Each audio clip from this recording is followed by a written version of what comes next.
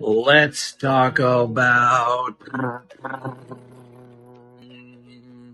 how about MCT oil? All right, so here's the problem with most oils. They're rancid. I know most people don't want to hear that, but the fact of the matter is most oils found at the grocery store are already rancid before you purchase them. This holds true especially if they're in clear and plastic containers. That sunlight will especially cause them to go rancid. So what happens when you put rancid oils in your body is it acts as a toxin. That toxin creates inflammation. Inflammation causes pain.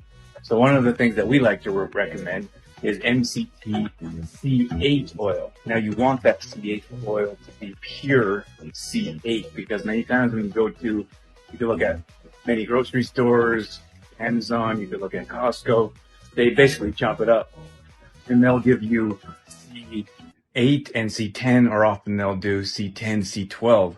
So you're looking for you're looking for caprylic